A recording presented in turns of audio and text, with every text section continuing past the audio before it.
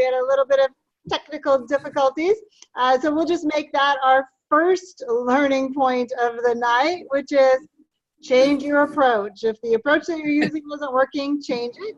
And so I transferred that responsibility over to Kevin, and he clearly had the magic touch tonight. But welcome to this episode of High5 Live. And I know that I am very, very excited to be here with you, and I'm guessing all of our High5 team is as well. And tonight, like it has been the last few times that we've done this, is just a free-flowing conversation about whatever it is anybody wants to talk about.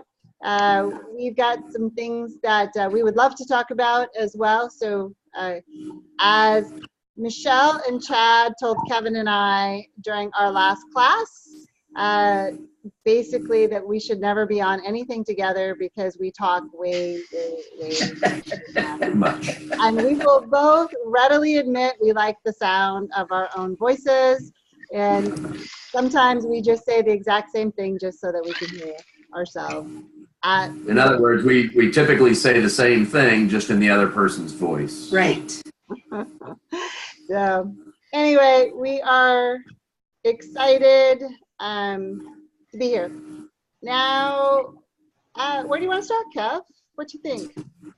Let me promote Miss Leslie Jefferson there, so let her in. So one of the things I wanted to start with tonight was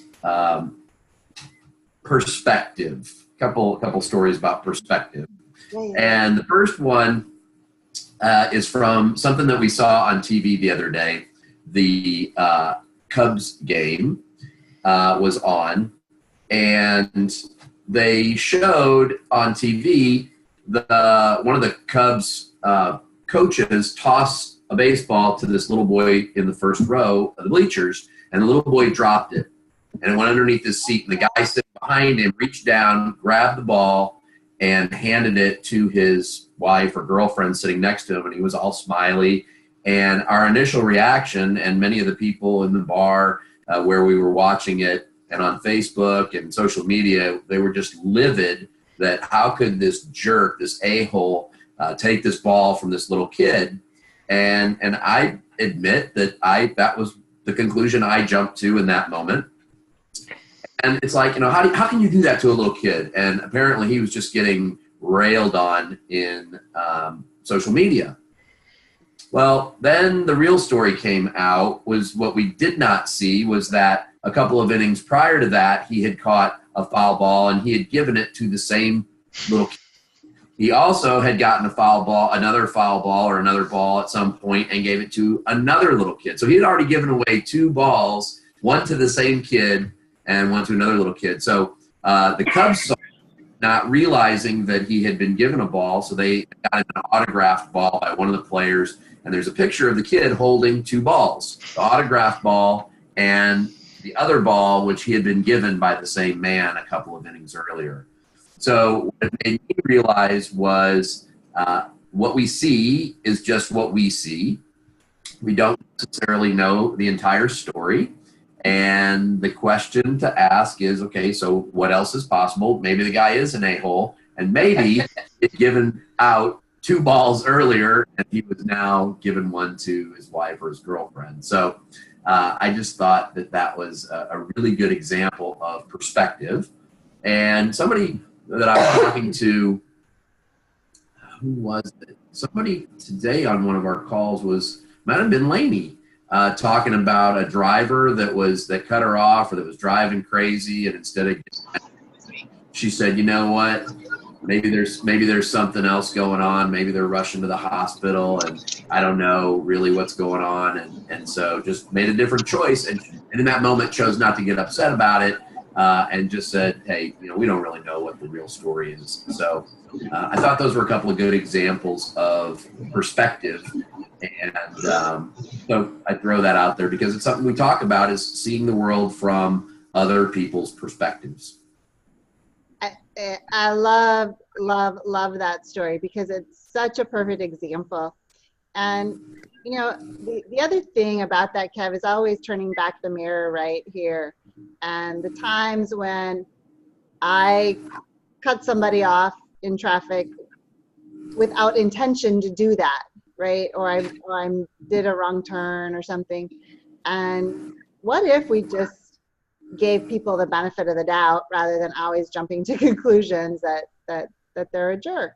And that is just a perfect example of that. And it just goes back to my favorite topic, which I know we will weave throughout the evening, which is stories, right? Because we immediately create a story about whatever that is going on, and we write other people's stories for them, just like that example, all of the time, right? We wrote his story that he was an ass, and rather than understanding what's behind that. And where else in your life, and your being the broad, my life, am I doing that? Am I writing somebody else's story for them? And I will say that I still do it. I do. And it's interesting. The other perspective story that I have came from a friend of mine today. And she was texting me this morning. And for those of you that know or don't know, I've been following an eating program just focused on health for the last 10 weeks. And it's amazing what it's done for me in my energy and lots of other stuff anyway. My friend actually started doing it, and so she just finished her first week. But one of the things they talk about, and one of the reasons that I felt really aligned with this way of eating, is because they talk about the voices in our heads. They talk about stories, because I had a lot of stories around the way that I ate or what I needed to eat and all of that. And I also had this voice in my head that if I didn't get my chai tea latte at Starbucks, that I was being deprived and that I deserved it, right? So that y'all know the voice I'm talking about. Some of you anyway, maybe not everybody, but that was the loudest damn voice in my head, and Starbucks loved it, right? Because they got, $3.55 every morning from me. And that was the voice. Well, my friend has been doing this for a week, and she was talking about the voices and how this voice came up and what it was saying, and her term was she bitch slapped the voice and said, "Go away." And I love that. And then she ended with those voices, and something popped up for me today that I had never said. And this is something that we say in our classes. If you happen to be in a class, if not, you'll get it. But once you start to understand the voices and you start to play in a more positive space, which is what people do once they've attended High5, is the negative space, and people that are operating from more of a negative place because of the way they've been programmed and brought up, is when those people frustrate, right, or they do things, the thing that I always say to myself is they don't know what they don't know, right? That literally is how they've been programmed, and they don't know what they don't know. And what I realized is those voices in my head is the same thing. Those voices are in that talk to us all the time. They're there because at some point in our life they served a purpose, most of the time protecting us from something. And as we grow and mature, it's no longer necessary. They still think they're doing a job though. And so what I realized during this text conversation was those voices don't know what they don't know. And it's my job to teach them that I don't need that anymore. That thank you, right? Thank you for doing your job and wanting to protect me, but that's not the kind of protection that I need anymore. This is a better choice. And now, could you get on board with that? And I had a moment, and Michelle, I think it was when I was talking to you today, that I realized I hadn't thought about chai tea lattes from Starbucks in like 2 weeks. And y'all, yeah, that was my addiction, and my addiction was sugar. But they don't know what they don't know, and I taught that voice I don't need that, and here we go. Anyway, they don't know what they don't know. Perspective, those good old stories. Yeah. Let's go to Facebook there, Chaddo. Chadwick. Yeah, we got a lot of people on. No specific questions so far. Loving what we're talking about, though. Okay. Well, Cool. And so I see here on Facebook, Christine was talking about, and I think about what I was talking about, so interesting. I was going to ask for help regarding being judgmental of others. And yeah, that's always my first go-to, is they don't know what they don't know. And assuming they don't know what they don't know. Now, what if you but they do know, they went to class with me, or they did this, or I taught them this. You know what? Sometimes we fall back asleep, and sometimes we just go back into programming. And when I talk about programming, and I think it's an important point, is all of those things that we learned as a kid. So we've talked, we're a sponge until we're the age 7, and then as we grow, we create our belief system, but we create our programming, and we go unconscious, right? And I love to talk about it in terms of autopilot, right? Where you leave the office and you get home and you have no idea how that happened. Well, you're just operating from programming. You're operating from unconscious. And if we start to just recognize that we are all operating from programming, because I got a whole bunch of programming as well, I can lose the frustration and the disappointment and the anger and all of those things that I have when somebody else doesn't show up the way that I want, because they are just programmed different than I am. And once I start to realize that, and one of my favorite teachings, I don't have to make them wrong for me to be right. I don't have to make them wrong at all. And then I can inspire and enroll and motivate them to choose something different. And that's cool, right? And the best way to do that is just by showing up in the world different. The first key to all of this and everything for me that is the foundation of High5 is recognizing that the voices in our head, they're all stories. And if the story that you are telling yourself isn't benefiting you, write a new one. And it takes practice. Yeah, we got another question, Barb, about pointing fingers, kind of very similarly related to that. From Anthony. Yeah, in what context? It just says if you guys ever. Can you hear me? Yeah. Yes. Okay, so I had a boss one time that he was big on calling people out, so to speak, whenever they were pointing a finger at somebody. And it's almost the perspective situation. Anytime you're pointing a finger at somebody, you have 3 more pointing back at you. So you have to think about that before you do it. Oh, I love that. Yeah. That's why we do the trainer point. We point with 5 fingers.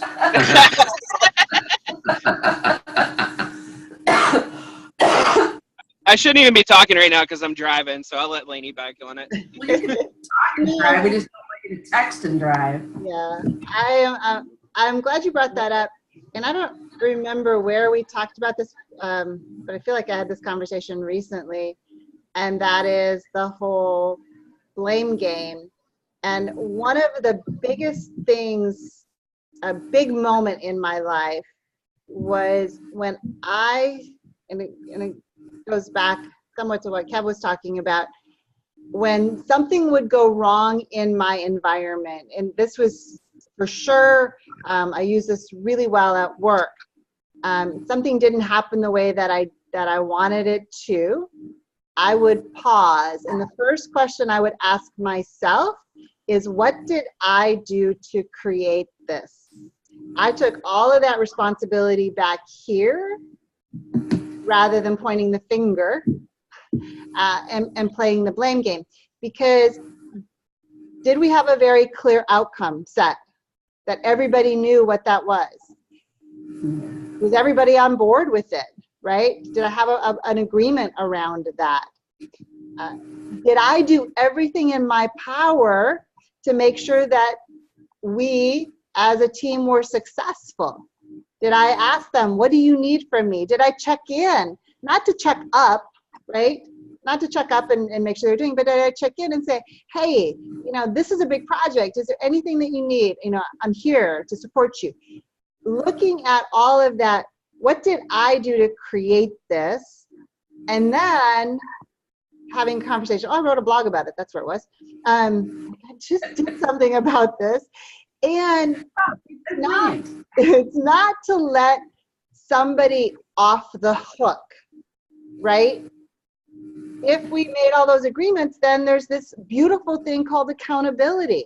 And we have a conversation and we talk about what happened, and then we make sure that we put things in place so that we're in alignment moving forward. It's not the place for me to play the martyr and be like, oh, I had to cover for you and, woe is me. No, but it is the place as a leader, and a leader in your business, a leader in your home, I don't care, a leader in your community, leader leading you is, okay, what did I do to create this? And this isn't a beat up. Oh my God, I'm the worst person and I did this. No, this is an awareness. And now what am I going to do different? But always, right?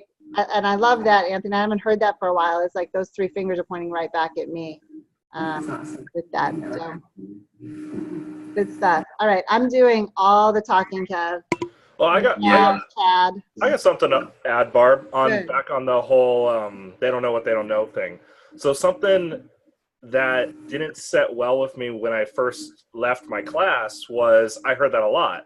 Oh, they just don't know what they don't know. They don't know what they don't know. And it started feeling like that statement by itself became a judgment against that person. Oh. And that's not what that's about. No. That statement is about acknowledging that they are coming from a different perspective.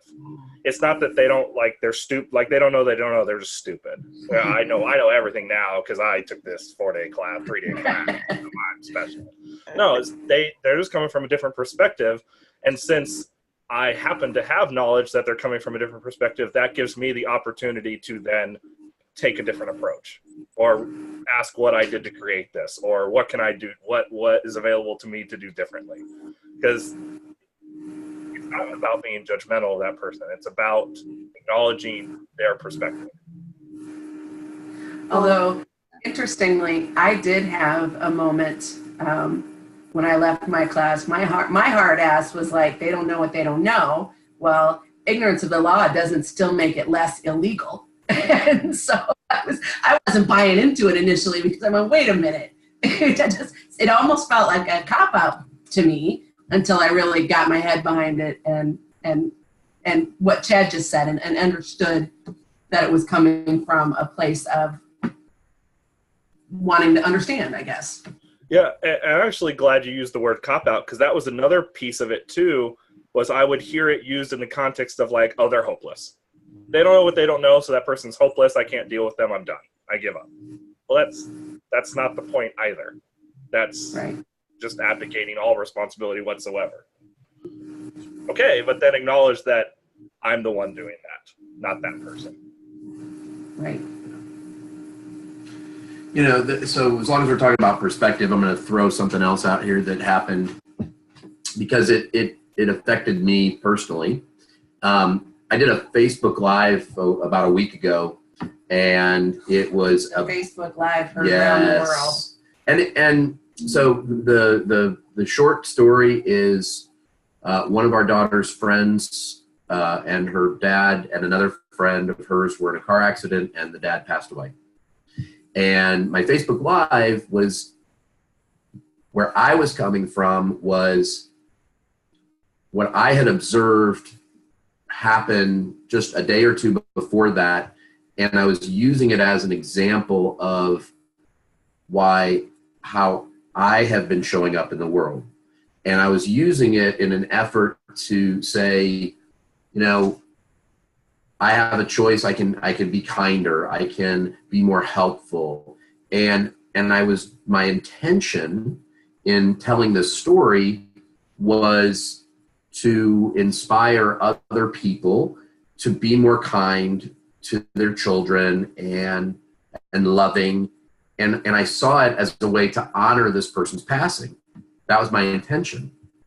Well, and I never mentioned who the person was. I didn't mention the daughter's name. So unless you knew who it was, there's no way to know who I was talking about. Well, the people who knew him, who saw the video, saw it as me tearing him down, and were upset, reasonably so, were upset by the fact that it looked like I was tearing him down for what had happened. And one of them pointed it out to me on Facebook, and I had two choices in that moment. The first one was to fight and explain why it was okay that I was doing it. And that's the path I started down. And then I stopped and I went and I watched the video again from their perspective. I put myself in their shoes and I watched it, and it was absolutely not what I wanted. The way it came across was that I was tearing this man down, and that was not my intention. And so I deleted it, and it came up today. Today was the visitation, and it came up from a couple of the people that were affected by it. And so it was just a really good example, personal example for me about stopping and choosing to see it from the other perspective, from the other person's point of view. It was a blind spot for me, and I was very thankful that they had the courage to step up and make me aware of it, because otherwise I would have just looked like this asshole that was out there tearing down this guy who my intention really was to honor. So that was something that happened just today. And that goes right in to the stories part, because after that occurred, my friend called me and said, very upsetting, understand that wasn't his intention, however, wrong time, inappropriate, we're already walking a line, and then this added to the emotional level of it, and my stories went crazy, because we live in a small town, and I was all of a sudden, in my head, I was like, they're all out there talking about what a D-bag Kevin is, and now nobody's ever going to want to hang out with us, and oh my God, we got to go to this visitation, and everybody's going to be mad at us, and oh my God, I just went nuts. The stories just went crazy. And I talked to my voice of reason, and she said, stories, hello stories, talked me off the story ledge, and everything was just fine. It was none of the situations I created occurred. And as usual, I mean, none of us ever build up a story that's awesome, right? We always tell ourselves a story that's really crappy, why everything's going to go haywire, which is exactly what I had done, and none of it happened. So that's another reason, another look at stories and what they can do, and what they can do to us, to me, and how we create those ourselves. I love that. I actually did tell myself a really good story the other day, though. Yesterday, when I was moving, I knew my move would go like that. I knew I'd get unpacked, and I just made that shit happen. It's okay to do that too. Awesome. Yeah. One of the things that came up that somebody wanted to talk about, and it was Miss Leslie put it on Facebook, and she's here with us. So I think she's driving. It was trust. And it's such a great topic. And Leslie, you want to talk? Do you have a specific around it that you want to talk about? Hi. Hi. Ooh, we can barely hear you. I can't hear you very well. Nah. Hold on. Can you hear me better? Oh, way better. Hi.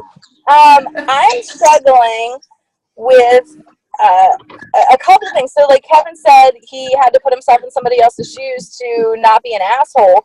But at what point does it become the fight between you being an asshole or you being a pushover, right? So, like, I can put myself in somebody else's shoes, but at what point do I put my foot down and say, not really your shoes are wrong, but like my shoes are better for me? So in your situation, I completely agree, but it is really hard in other situations to trust somebody that from what they're saying, their story is the story. You know what I mean? So like their truth is not my truth. And I'm just having a really hard time trusting somebody that I've trusted for a really long time, steering me in a direction that I don't think is the truth. I think it's the truth that this person wants me to hear and wants me to believe. Does that make any sense? Yeah, sure. So my answer to that, Leslie, is the power comes from making the choice to look at it from their perspective. Doesn't mean you have to buy it. But if I take the time to look at it and see, okay, is this a real possibility? Is this something that maybe works better for me? I can always come to the conclusion that no, that still doesn't work for me. I still choose the path that I'm on. And my answer to you is, how do you know? The answer is the outcome. What's my outcome? Right? So Right. for me, in this particular instance, my outcome was to honor this person, and I thought that's what I was doing. But when I looked at it from their perspective, it was not honoring him. So it was the right thing to take it down. Now, if I looked at it and said, this is just an example of they don't know what they don't know, I haven't done anything here. The way I see it is still, it's okay. I could have chosen to leave it up, but at least I looked at it from their perspective. I considered it as opposed to just defending my truth as the only way. Right. No, I agree. So and I'm not playing devil's advocate, but I'm really generally wondering if this person knows my objective, and together we are both benefiting from getting there, and they are leading me and steering me down the path to get there, and I finally feel like I'm not getting there. Can I call it manipulation? Like, is it me getting to their objective and not our objective? Could that be possible? Like, I don't want to feel like an asshole by backing off and being like, no, dude, I'm not going to do this anymore. But at the same time, I did at one point trust this person a lot, but I don't feel like I do anymore. It's really hard for me. Have you had this conversation with them? Yeah. Yeah. Yeah. Okay. Yeah, I mean, that clearly would be my first thing is what's going on.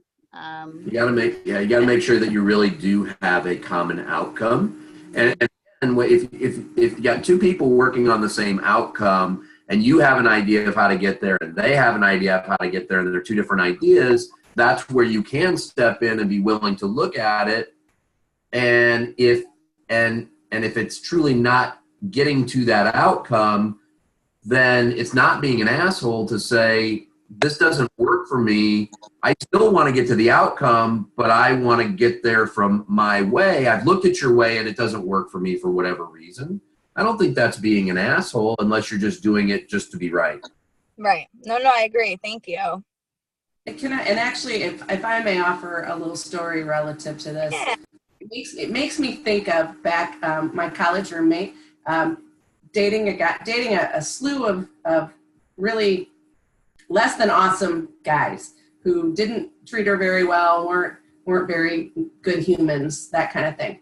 And they were all similar type for her. And so then she meets this other guy who's really interested in her and wants to go out. And she says to me, I don't know if I'm going to. He's really not my type. And I said, then by all means, go out with him, because clearly your type is not working for you. So it was a different, and it's a happy ending. They got married. They're happily married still to this day. But what I'm offering there is it possible that this other person sees something in your blind spot that might be beneficial that you're missing? 100%. 100% possible. Okay. Yeah, and that's where the vulnerability comes in, Leslie. That the willingness to say, "Look, I don't see everything." Now, it does. The question started with trust, right? So the question is, how much do you trust that person to point out? Is it really pointing out a blind spot, or is it manipulation, as you've asked? And that really comes down to interpretation and trust. And trust. Yeah. Well, and the one thing I want to add to that, and we teach this, is the way that we build authentic trust is through accountability. And accountability is simply doing what you said you would do when you said you would do it. Yeah. And so if it sounds like there may have been a breach in some of that, Leslie, maybe not, but that's part of the equation. Is, have they been keeping their word, focused on the same outcome? And it's just getting real clear, and Kevin's answer was perfect. I don't need to say it again, but getting real clear on that outcome and making sure that you're having the same conversation. I know I did it. It sounded just as brilliant in your mouth too. No wonder our shares take so long. Was that helpful, Leslie? Yes, thank you guys so much. You bet. Great question. Yeah. We're all around the subject of trust. I want to talk about something else that happened this week. I actually had a couple of different graduates reach out this week, male, adult male graduates, reach out, going through some stuff in their lives, and they both said something to me that struck me as odd, and so I wanted to address it. They both. I don't know that odd is the word you want. It was. I don't think it was odd. It was just an attention grabber, and that it was roughly the same demographic of person who said the same thing, used the same word. Yeah, and I guess when I say it struck me as odd, because I know both of these people fairly well, and I know what kind of support they have around them. And what they said that I found odd was they both said, as they were going through this challenging time, they both said, "I feel so alone." And that was the odd part to me, because they both have people around them, and in both cases I think they have a lot of people around them that they should feel comfortable calling on for the support, and yet what they're feeling is a sense of aloneness. And so I want to say to anybody that's watching that if you are feeling alone, you are not alone. That's what we're here for. When we say we're on your team, that the best way to get somebody on your team is to tell them you're on their team, and then there's just one team. We believe that. We believe this is one team, and none of you are alone. I get that you might feel lonely, but none of you are alone. And so I was honored that they both reached out to me and felt a level of trust to say, "Hey, I don't know what else to do," and so I was happy that they reached out to me. And I don't know how many others are out there feeling that sense of alone, but haven't yet raised their hand and acknowledged it, and are just dealing with it and internalizing it and all those things. So it happened more than once this week, and so I thought it was important tonight to bring it up and toss it out there, if for no other reason than to put the message out there into the universe that if you're listening to this, you're not alone. Yeah. we're all here. Yeah, Kevin. So I had a thought on that when it got brought up earlier. And I wanted just to tell you that as someone who has very often in their life felt that exact same thing, it does not matter how many people are around me. It doesn't matter who's available to call. The story is louder than all of that. All of it. Thank you. It is not loneliness. It is literally alone, like invisible almost to the world. And it's not about a significant other. It's not about parents, friends. It's not about any of that. It's all in an internal story going on, and it takes seeing something or something happening to even be able to make that phone call that got made to you, to even say that to another person. Like, that's the first step to making that into something different. Because that feeling can turn into something a lot darker too. Sure. As someone who's been in that space, I know how dark that space can then go from there. That feeling of alone. Thank you. Yeah, thank you for a lot of vulnerable moments tonight. And clearly we teach that vulnerability is the new strong, because it takes a lot of courage to do that. And it takes courage to make the phone call. It takes courage for all of that. And the one thing to keep practicing and strengthening is that recognizing those things as stories, because and Dad, you can attest whether this is true or not for you, but while you still may go back there, you can get yourself out quicker, faster. Yeah, totally. And I can't say that since I took the class that I've never gone back there. That it has happened, and it may happen again. I don't know. That was a story that got practiced a lot longer than I was in the class. And even when I was, I didn't even have the class sometimes, and I would be able to get out of it, not knowing that we call them stories. I didn't have that terminology or use that terminology then. It just, I don't know what else to say.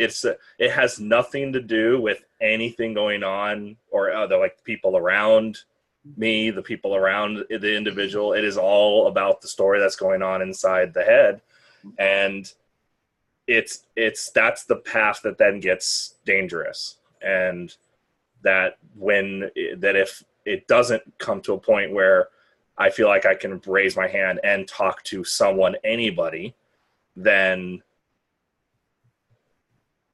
I'm alone with those thoughts, and then they often get worse. Yeah. They just amplify and get bigger. And and then they go, and then that can get to a really bad spot. Ugly place. Yeah. And so thank you. So becoming more and more aware that they are stories, and being able to change that, and having that emergency action plan, right? Knowing that developing the relationship with somebody to help get out as well. Yeah, it's actually the internet is an interestingly fascinating, disturbing at times place. And one of the most beautiful things I believe has come out of the internet is that however weird you think you are, there is another person out there that is just as weird and into the same stuff. And the internet has helped people be able to find each other for that. Yeah. And maybe it's that person that eventually that you feel you can open up to, whatever it is, because you're connected on something that you think is other people don't share. And the internet bridges that gap extremely easily. Conrad's got a great comment on this. He said sometimes you don't know what to ask for, especially when you feel alone. And I have to agree with him. It's one of those amazing things. It's a sense of helplessness. And I've been down the exact road, not the exact road, but I've been down that road, and it's not any fun. Yeah. and recognizing that stuff happens, and absolutely right. One of the things that I think is important just in life, and one of the reasons we talk about vulnerability and vulnerability being the new strong, because it takes a lot of strength, right? Just to even have these conversations, it takes strength. And understanding that everybody's got shit in their life, right? Because sometimes, especially in the social media world, so this is the other side of that social media thing that Chad was just talking about, we look out and we see all these people with their perfect little social media lives, and everything's going so perfect and it's all great, and we're like, wait, what's wrong with us, right? What's wrong with me that's not how that's working for me? And when we can have real conversations and understand that while it looks different because we've been programmed different and we've had different experiences, we all got crap in our lives. And when we realize that, it's like, oh, I'm not the only one going through this. When you're in that space, you still feel like the only one. I get that. And understanding that we all got that makes a difference. I'm gonna change topics for a sec. Anthony asked about, can we talk about husbands and wives both eventually attending class and the confidentiality of High5 and not ruining it for the other person? Oh, where'd you go, Anthony? You coming back? I think he's there with Lainey. Lainey. So let's talk about that. So you go to one of our classes and there he is, and have this amazing experience. So how did you handle that, Anthony? Did you tell her about it? Can you hear me? Yep. Yeah. All right, perfect. No, I didn't. And it was so hard because the whole entire time, so I graduated in November and Lainey just graduated recently. And it was really difficult for me because I wanted so hard to follow the whole not speaking about it, not talking about it. But at the same time, I wanted to share feelings. But it was like not right to do. It was almost like Fight Club. The number one rule is you don't talk about Fight Club. and it became, it was really challenging. I don't know how else to describe it other than it was a big challenge for me to not share a ton of positivity, but at the same time not share anything because I didn't want to ruin it for her. But I get it now. I know you do. There was so many times like where we would be discussing something and I wanted to use a specific example from class, and I'm like, shit, she wouldn't have any idea what I'm talking about anyhow, so what's the point? It was like, but inevitably, now that we've both gone, we can have these weird conversations together because we both know what we're talking about. Well, it's a great question, and one that comes up a lot, and it is not like Fight Club. It is not. And we actually want people talking about the benefits and about their experience, because the more that you talk about it, the more that you keep it in front of you and its benefits. And to your point, though, there are things that if you talked about the specific experience about it, it wouldn't mean much to them. And so it's always about showing up and talking about about how you feel about it, how it made you feel, and what you got out of it, and with a couple of exceptions, we tell you can share anything, because the one thing about our program is people are going to have their own experience. So all of the people on here, all the people on Facebook, we all did something that looked the same, but we all had completely different experiences. Right. So. No, that's definitely helpful. I mean, I think one of the very first conversations that she and I had after we came back, she's like, so what was it like? And the exact wording I think that I used was, it was great, but you could never possibly understand, until you do it yourself. So I was really looking forward to when she could, so that we could share similar conversations, and talk about what we both got from it. And that's been really exciting for both of us, I believe, since she's returned, was that we can now share those conversations and know from both perspectives, like what each of us got out of it. I'm so freaking jealous. I am. I'm so jealous of them. Literally, my husband's inside right now texting me because he's not getting laid and not understanding why I'm sitting in the car having this conversation with you guys. I'm so jealous. We almost stayed in the car because we had it on Bluetooth, but we figured out how to make it work in the house, so we're both here now still. And you're making High5 work in your life, and I'm so jealous of both of you. I love you guys. We have a class in December back there. Yeah, you can send him. There you go. Yep. Here we go. It's an awesome experience to live in a relationship that both parties have had this learning. It really is a next level thing. If parties choose to use it and keep practicing it. Yeah. It is. I can speak from personal experience. And quite frankly, before I took it, he would say things to me. You're kind of right, Anthony. And he would say things to me relative to his learning, and I would just get irritated. Yeah, whatever. You don't know how I feel. Yeah. One of the things that I'd like to talk about is what do we do when what do I do when I'm going for my goals and distractions arise? How do I reduce or minimize those distractions? What do you think the answer is, Adam? Like personally on my phone, I've removed Facebook, I've removed all games. The only thing on my phone is just make phone calls, 2 text messages now.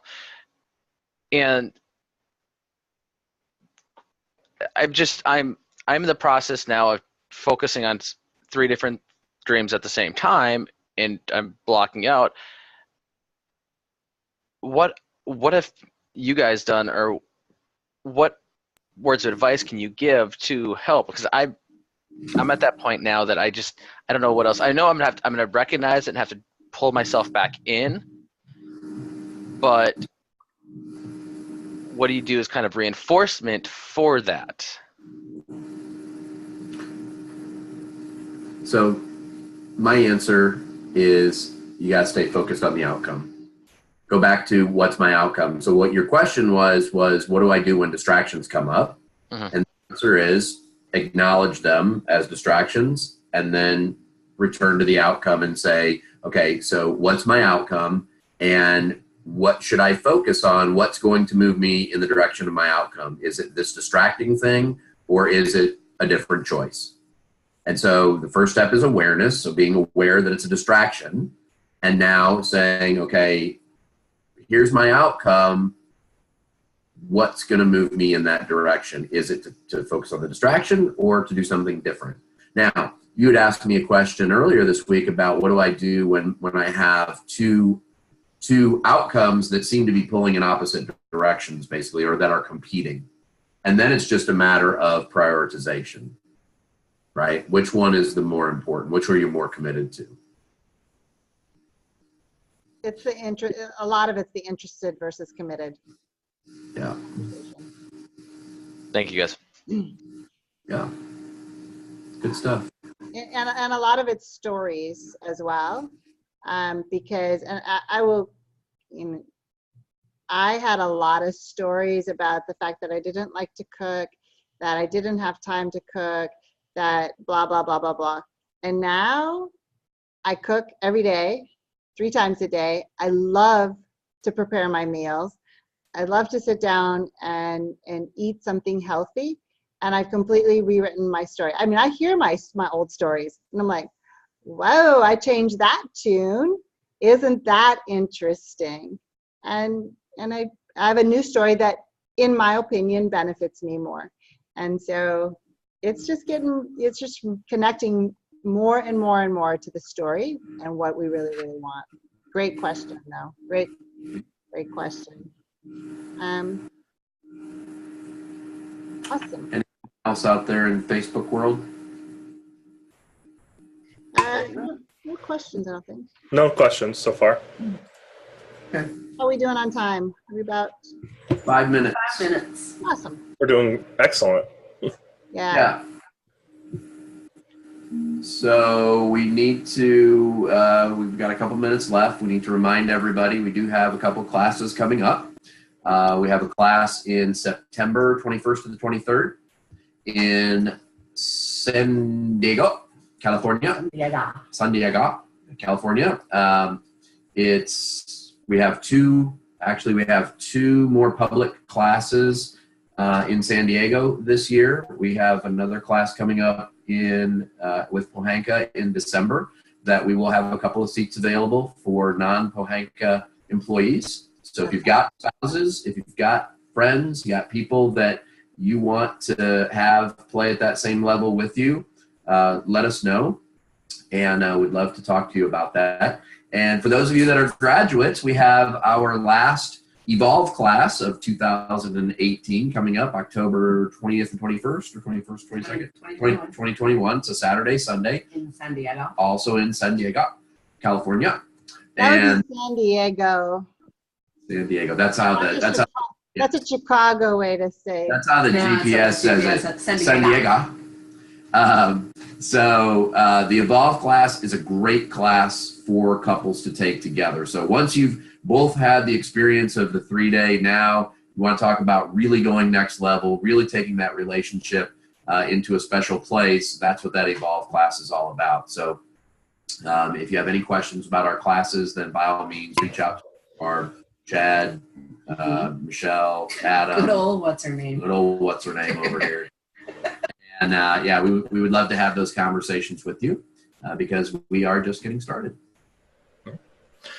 We also have new 6-month High5 journals up on the website. Mine's downstairs. There's one. There's Barb's. And they are a longer version. If you're a graduate, you likely got a 60-day version, and these are a longer 6-month version to keep that sustainability going. We do also have the 60-day version up on the website as well, and they're an amazing tool. I know for me that I am way more focused when I use that in the morning and set my outcomes for the day, and really set my intention. So what major way I'm going to show up today, and it does. It makes a big difference for me. So those are out on the website now. And if you graduated, if you were a High5 graduate before Team 1706, the journal is new for you. So feel free to reach out and ask about it. I did a little 5-minute video, Facebook Live on, what was that, just yesterday? About the journal and how to use it. A simple overview on how to use it. It really does. It really does work. And an interesting statistic that I throw out, which is true, is that one of the most common trends in some of the world's most successful people is that they use journaling in their daily routine. Yep. So that's food for thought there. And if you haven't read my blog from today, it's really good. I liked it. WYSIWYG, for anybody that's old enough to remember about that. You can find it on this Facebook page. You can find it on the High5 page as well. Not to toot my own horn, but it was one of my favorites that I've written, and it's short. It's like, you know how some of those articles, they'll tell you how long it takes to read? It's probably about a 3-minute read. It's pretty short. So, awesome. All right. All right. Well, we are right up against the hour. Look at us. Like our black-red chair. Yes, exactly. We are right on time. All right. Well, thank you. Facebook land, thank you guys for being here and interacting with us. We love all of you. And we're going to keep doing our High5 Lives this way They seem to be working out great. So this is our new format moving forward. We'll keep bringing some topics to share with you and keep bringing your questions. And we love that. And we love you, bottom line. What would love do? Keep asking yourself that question. And I just say choose joy. We're forever on your team, you guys. Forever. Forever. All right, guys. All right. Love you guys. Bye. Bye. Bye. Bye. Bye. Bye.